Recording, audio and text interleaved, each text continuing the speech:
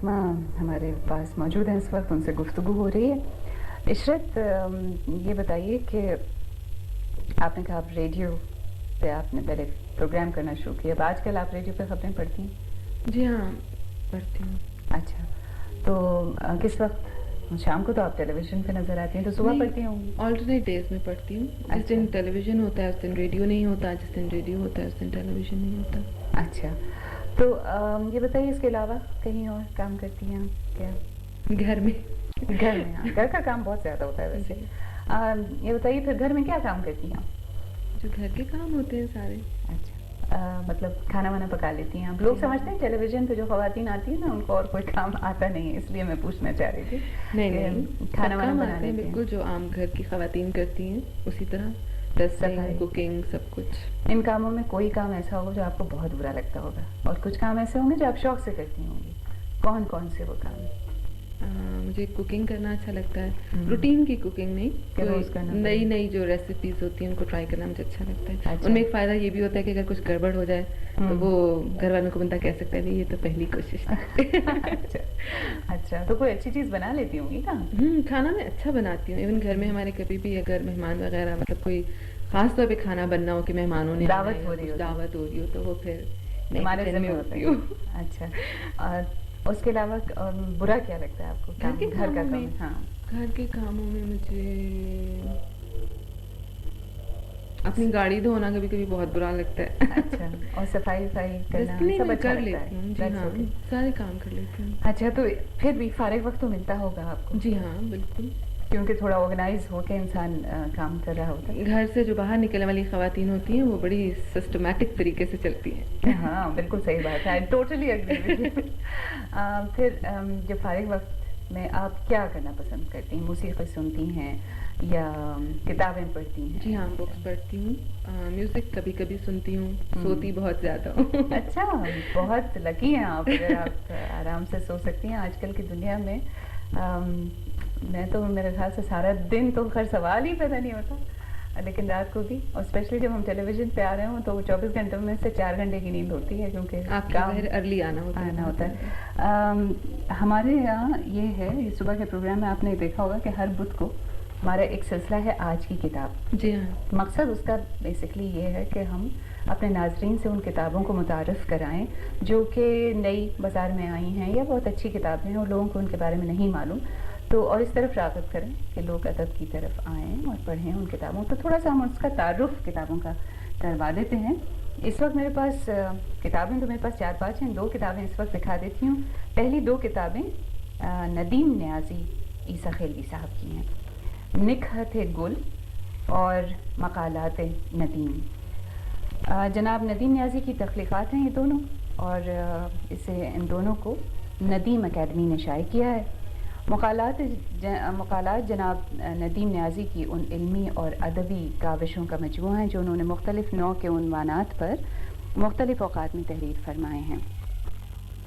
उनके कलाम का मजमूआ है निकहत गुल, ये मेरे पास है, और इस मजमूए पर तबसरा करते हुए जनाब एहसान दानिश साहब ने फरमाया कि नदीम में ऐसा फ़न और शेर गोई का मुक़द्दस जुनून पाया जाता है कि किसी तरह उस पर गलत मौसम के नक्श और धूप की तमाज़त असरअंदाज नहीं होती।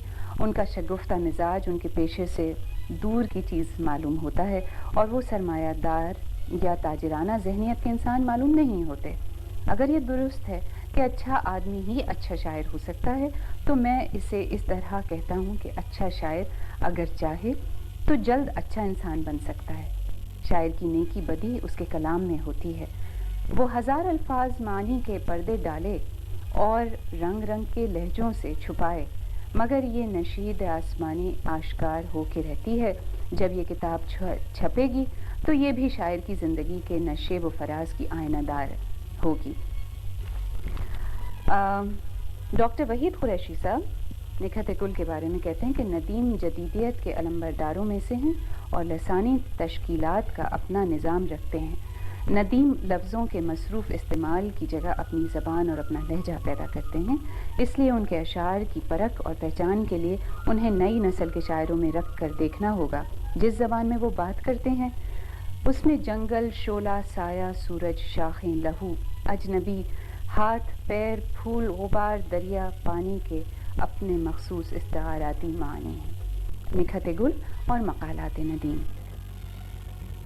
تو یہ تو ہماری 2 کتابیں اس وقت ہم نے متعارف کرائیں۔ تو آپ کہہ رہی ہیں کہ آپ کتابیں پڑھتی ہیں، مطلب ناول پڑھتی ہیں، ناولز کے فکشن رسائل پڑھتی ہیں، افسانے پڑھتی ہیں، کیا پڑھنا پسند کرتی ہیں؟ جس طرح آپ بتا رہی ہیں نا، آج کل کتابیں اتنی مہنگی ہو گئی ہیں کہ یہ نہیں ہو سکتا کہ انسان کسی بھی شاپ پہ جائے اور کوئی بھی کتاب خرید کے آ جائے۔ تو مجھے جس کتاب کے بارے میں پتہ چلتا ہے کہ کوئی اچھی کتاب ہے تو میں ضرور پڑھتی ہوں۔ اس میں ناول بھی ہو سکتا ہے، فکشن بھی ہو سکتا ہے، شاعری بھی ہو سکتی ہے، کچھ بھی۔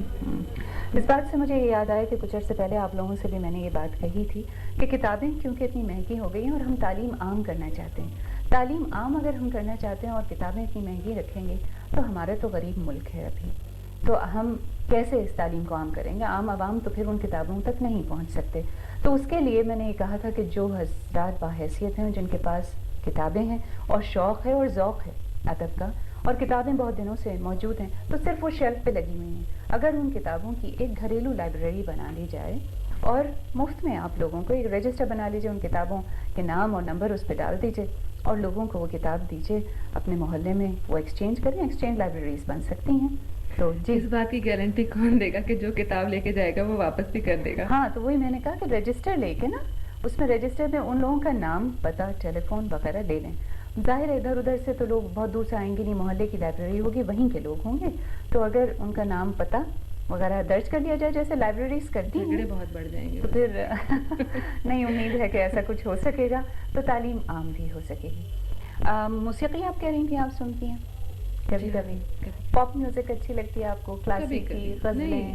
نیم کلاسیکل اچھا لگتا ہے، غزلیں زیادہ اچھی لگتی ہیں، پاپ میوزک کبھی کبھی موڈ پہ ڈیپینڈ کرتا ہے، بہت کم سننا، مطلب اچھی موسیقی اچھی لگتی ہے، شور اچھا نہیں لگتا؟ شور اچھا نہیں لگتا کیونکہ آج کل بہت دفعہ شور ہوتا ہے، موسیقی کم ہوتی ہے اور شور زیادہ ہوتا ہے۔ آپ کے کوئی پسند کا تو نغمہ سنوائیں، ہم جب اپنے کسی مہمان کو بلاتے ہیں نا تو اس کی خاطر اور تو ہم کر نہیں سکتے، تو یہ اس طرح سے خاطر کرتے ہیں کہ اس کی فرمائش ہم پوری کرتے ہیں۔ اگر آپ کسی خاص آرٹسٹ سے کچھ سننا چاہیں تو ابھی جو آپ کی لسٹ تھی اس میں نازیہ حسن تھی، ان کا ایک بڑا خوبصورت نغمہ ہے، وہ سنوا دیں گے تو اچھا۔ آغا صاحب؟